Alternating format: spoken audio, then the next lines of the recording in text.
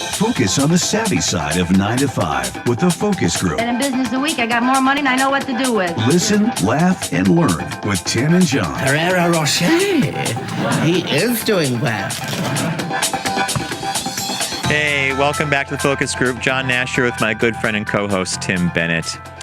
We're all business except when we're not, and now it's time for us to do one of our favorite segments of the year. It comes up every year because it's Memorial Day, and it's time for beach reading, which means you need a good stack of books to get you through either the weekend or the summer. So, Tim and I have very different tastes. It should be pretty apparent as I'm talking about a physicist's birthday, and you're talking about who invented the hamburger. So why don't we kick it off with Tim? You have selected four books. 4 books that are on your. You've read them all. I haven't read them all. Okay. I haven't read them all. So what I did is I had picked 4 books, I said earlier, and then I realized that it looked almost like a lesbian activist one of them was dissertation. about the food chain. About the food chain, and one about where our food comes from. The way higher education is right now, the status of it. So what I did, though, is I picked 4 books, all written by gay authors. Okay. Just happened by accident. I didn't do that on purpose, but I did 2 go-tos that you and I have talked about before, and then 2 other ones. The first one on my list was Erin McHugh. She's been on our show. What I like about her books, and I'm going to steal a line you say, they're very digestible, meaning you can pick it up, you can read a couple of stories, put it down, or you can read the whole thing if you want, but it doesn't rely on you having to follow along. And so the book is Political Suicide, Missteps, Picadillos, Bad Calls, Backroom Hijinks, Sordid Past, Rotten Breaks, and Just Plain Dumb Mistakes in the Annals of American Politics. And it goes all the way back to the 1700s, where people that have done stupid things politically. Yeah, and they've survived. Right, up till now. And you can go back and check on our YouTube or on our iTunes feed and listen to the show where she does talk about this book. She also was just recently on C-SPAN talking about it. So the book's taken off. Number 2, I feel this is written by Mark Siegel, and it's called And Then I Danced, Traveling the Road to LGBT Equality. And I think so much now as we talk about... Has this been released yet? It just was released. Mark's on book tour. He's scheduled to come and join us to talk about the book. I have not read it yet. It's a very swiftly written memoir, and it describes his experience as a teen. He was inside Stonewall when the riots happened. He also was really on the forefront, participating in the Gay Liberation Front, and talks about amusing encounters and so forth with his life. Well, what I like about this book is I think as a community, an LGBT community, people think we become assimilated and we don't have to worry about anything. And as Michelangelo said, it's really not over. No. And he is somebody who really felt way back in the 70s. He was arrested in 73. He hijacked the CBS Evening News. He jumped in there and yelled for gay equality and visibility. And he really was at the forefront of saying that we're your brothers, your sisters, your aunts and uncles and parents. So I think that story is important. And so I do want to read it. Not only do you want to read it, but he'll be a guest of ours as well. Yeah, and the other important thing, he also now is a pioneer and on the forefront of the LGBT aging population. So in Philadelphia, he started this group called the John Anderson Housing, which is affordable housing for gay seniors, LGBT seniors. Did I see that when it was under construction? Yeah, and so he's really he's a pioneer in that aspect now too, because as the population's aging and we need affordable housing for our gay seniors. You think back to the 80s or 90s, we weren't aging at all. Yeah. Because most of us were dying. But. So that's a huge important thing he's working on that is very admirable. So we'll look forward to having him on. The number 3 we've recommended before. You've told me this is a book where I've just laughed out loud reading it on the train or some places. So this got me to read this book. Right. This is one of these books if you're at the pool or you're sitting in your chair somewhere, it's a summer and you just want a fun, light read. It's called How to Lose Friends and Alienate People by Toby Young. They did do a movie about it. It wasn't, I don't think the movie did so well, but essentially this guy, Toby Young, left London and came to New York to be a contributing editor at Vanity Fair. Under Graydon Carter, right, who used to do Spy magazine. And it talks about his 2 years of being, and then he gets fired from Vanity Fair. He's banned by the most fashionable bars in Manhattan. He couldn't find a date. He was even kicked out of his local AA group in New York City. And one of my favorite stories is he being a Brit, he didn't understand this concept of bring your daughter to work day. But it just so happened that one of his coworkers, it was his birthday that day. So he had hired a stripper.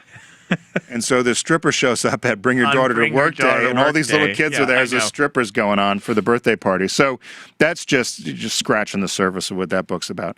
The other one is... and your last book? My last book is I Am Not Myself These Days by Josh Kilmer-Purcell. You know him from the Fabulous Beekman Boys. He was one of our very first authors on our show way back in our XM days. And he's an ad guy. He was in advertising. He worked in advertising. He was on the U.S. Army account. And at night, he was a drag queen called Aquadesiac.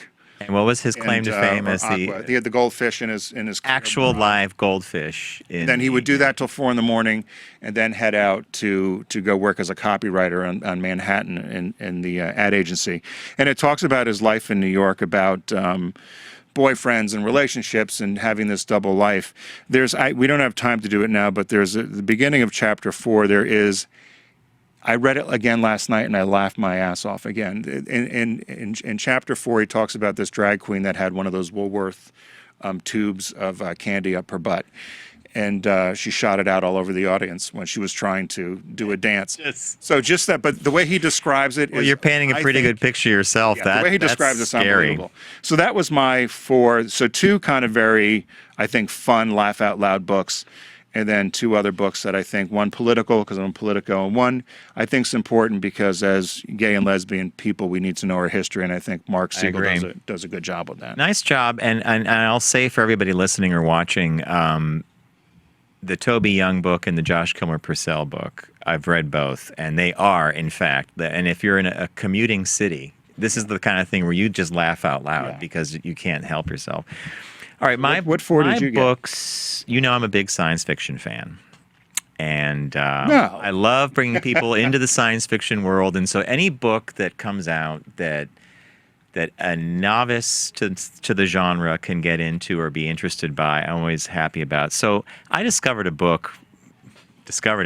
It's like Lewis and Clark. Discovered a book. Where'd you find it? I found it on Amazon. I found it on the Amazon.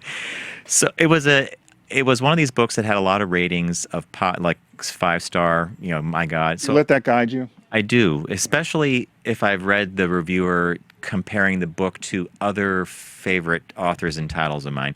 So a woman named Claire North, who I believe was a production assistant for movie companies, wrote a book called The First 15 Lives of Harry August.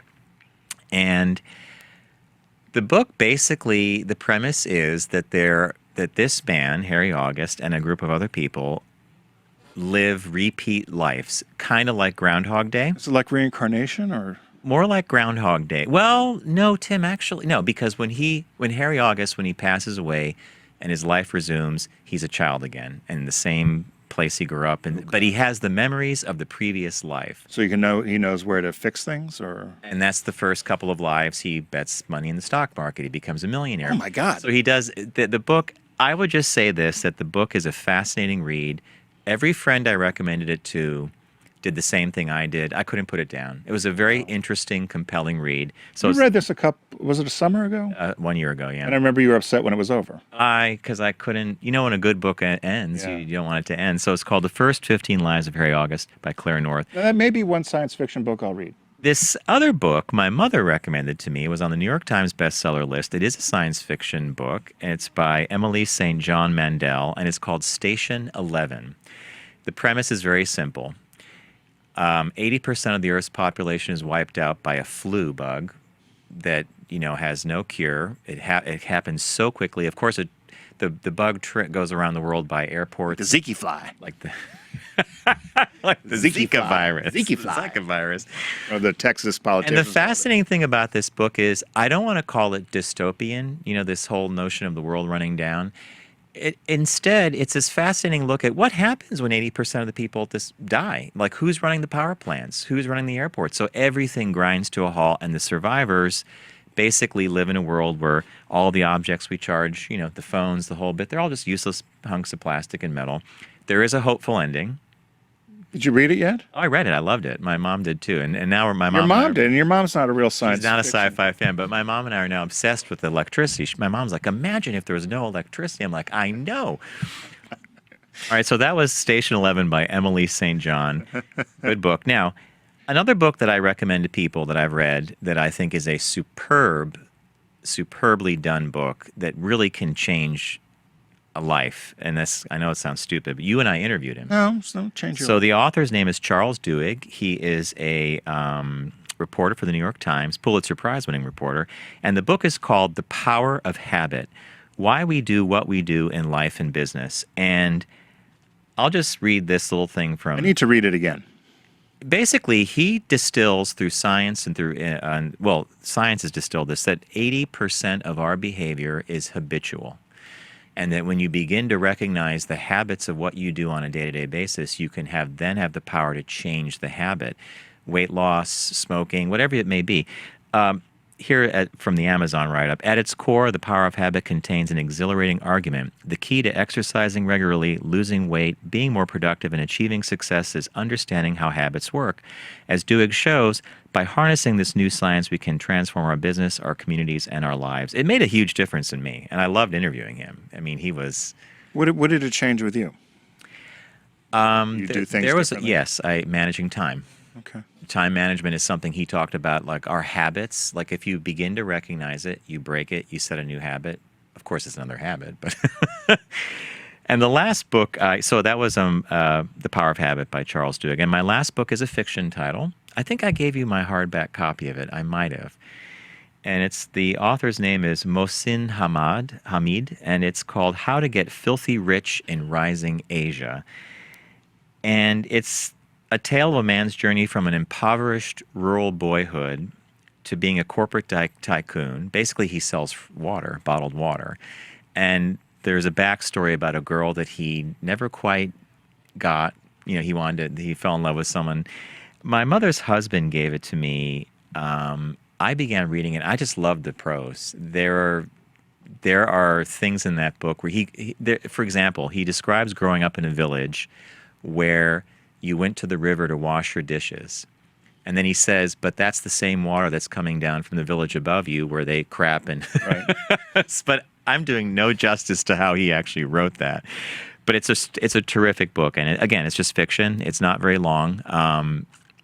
I thought it was great. Did I give you a copy? You know, I think you did. And I'll have to double check. I'll have to double check. You've given me a lot of books, and some I've read. Well, some I've read. I think if somebody gives you something, I think then you should read it. Now, I do remember the cover, but I'm not sure. I'll have to double check. That is the cover of I specifically looked for that one because they changed the cover, and that's the one that I had on the hard. So that's our summer reading list here on the Focus Group. What we will do is we'll post it over at Focus Group Radio on our Facebook page, and we'll also post, probably during the week, we'll post some of the titles. Keep your eyes peeled. We may be giving some of these books away as well. Amazon does this cool thing we were talking about. Yeah, giving away books for likes. So go like us. Give me a like, I'll get you a book. Go like us at Focus Group Radio on our Facebook page and learn more about our summer reading list. We're going to take a quick break. When we come back, we have our segment Ask Tim and John. Stay with us.